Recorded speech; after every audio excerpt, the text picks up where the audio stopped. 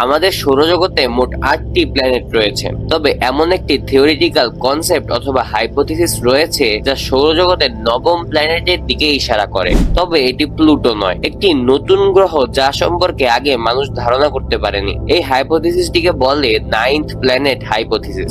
আজকের এই ভিডিওতে আমরা এই নাইন্থ প্ল্যানেট হাইপোথিসিস সম্পর্কে আলোচনা করব।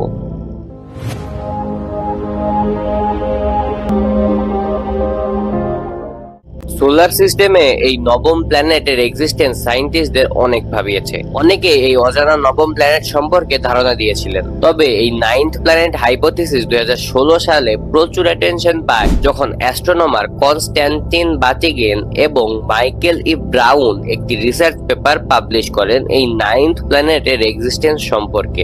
মূলত এই রিসার্চ পেপারে তারা সোলার সিস্টেমের প্ল্যানেট এবং অ্যাস্টেরয়েড এবং বিশেষ করে TNO এর আচরণ দেখে একটি আনডিসকভার্ড ম্যাসিভ ডিম প্ল্যানেট আবিষ্কার করেন। এখানে TNO হলো ট্রান্স নেপচুনিয়ান অবজেক্ট, যা হলো সেই সকল অবজেক্ট যেগুলো নেপচুনের পিছনের অবস্থানে থেকে সূর্যকে অরবিট করে। তারা আকাশের কিছু প্ল্যানেট সম্পর্কে গবেষণা করতে গিয়ে দেখেন কিছু নির্দিষ্ট দূরত্বে TNO এর অরবিট চেঞ্জ হচ্ছে, অর্থাৎ TNO গুলোর অরবিট আনপ্রেডিক্টেবল হচ্ছে। সেডনা এবং 2012 VP113 এর মতো সেলেস্টিয়াল বডি যাদের অরবিট অনেক প্রসারিত এবং টিল্টেড অন্যান্য গ্রহের তুলনায়, তাদের ক্ষেত্রে এই সমস্যাটি বিশেষভাবে বেশি হচ্ছিল। এরা এমন আচরণ করছিল যেন তারা কোনো বৃহৎ অবজেক্টের গ্র্যাভিটি দ্বারা ইনফ্লুয়েন্স হচ্ছিল। তারা আরো খেয়াল করেছেন TNO গুলো দিন দিন টিল্টেড হয়ে যাচ্ছে অন্যান্য গ্রহের সাপেক্ষে এবং এদের অরবিট উদ্ভটভাবে চেঞ্জ হচ্ছে। তাই তারা ধারণা করেছেন যে সোলার সিস্টেমে একটি নবম প্ল্যানেট রয়েছে। অ্যাস্ট্রোনমাররা এই TNO গুলোর আচরণ অবজার্ভ করে ক্যালকুলেশন করার মাধ্যমে আনসিন প্ল্যানেটটির সম্পর্কে কিছু ইনফরমেশন এস্টিমেট করেছেন। তাদের মতে এই অজানা প্ল্যানেটটি পৃথিবীর তুলনায় 10 গুণ বড়। তারা এই গ্রহটিকে সুপার আর্থ হিসেবে ঘোষণা করেছেন। সুপার আর্থ হলো সেই সকল প্ল্যানেট যারা আর্থের তুলনায় বড় এবং আইস জায়ান্টস যেমন ইউরেনাস এবং নেপচুনের তুলনায় ছোট।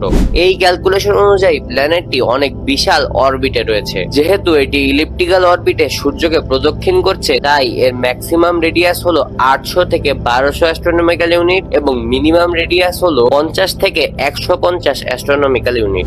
এবং রেফারেন্স হিসেবে পৃথিবী এবং সূর্যের মধ্যবর্তী দূরত্ব নিতে পারেন, যা হলো 1 অ্যাস্ট্রোনমিক্যাল ইউনিট। তাহলে বুঝতেই পারছেন যে এই অজানা ম্যাসিভ প্ল্যানেটটি কতটা দূরে অবস্থান করে এবং এই প্ল্যানেটটি সূর্যকে একবার প্রদক্ষিণ করতে 10,000 থেকে 20,000 বছর সময় লাগে।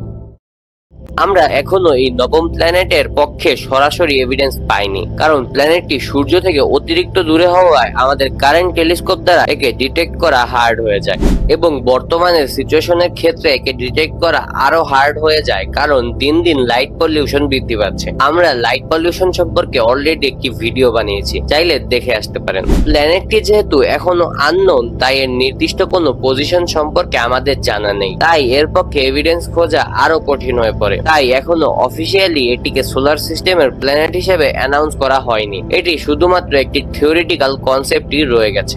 তবে অজানা এই অবজেক্টকে কেন প্ল্যানেট বলা হচ্ছে তা জানতে এই ভিডিওতে ক্লিক করুন। এই ভিডিওতে আমি একটি সেলেস্টিয়াল বডি এর প্ল্যানেট হতে হলে কি কি বৈশিষ্ট্য অর্জন করতে হয় তা সম্পর্কে আলোচনা করেছি। ভিডিও ভালো লাগলে ইনসাইটস অফ কসমোলজি চ্যানেলটি সাবস্ক্রাইব করে আমাদের সাথে যুক্ত থাকতে পারেন।